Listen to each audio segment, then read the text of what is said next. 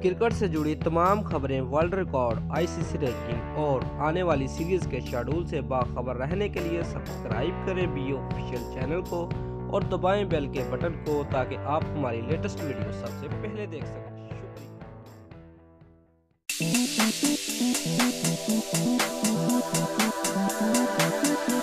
Views, आजकल IPL का बाजार बहुत गर्म है। अगर आईपीएल 2008 की बात की जाए तो उसमें पाकिस्तान के खिलाड़ियों ने भी अपने जलवे दिखाए थे और आईपीएल को चार चांद लगा दिए थे।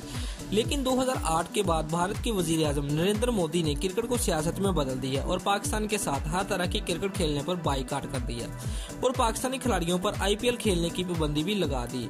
व्यूज, पाकिस्तान और भारत सिर्फ आईसीसी के इवेंट में एक दूसरे के साथ मद्द मुकाबल होते हैं।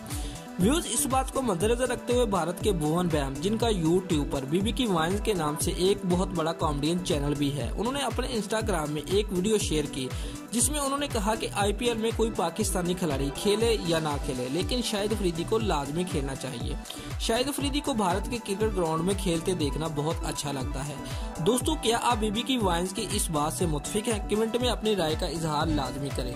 दोस्तों, अगर आपको हमारी ये वीडियो पसंद आई है तो लाइक और शेयर लाजमी करें और हमारे चैनल को सब्सक्राइब करना मत भूलिए। शुक्रिया।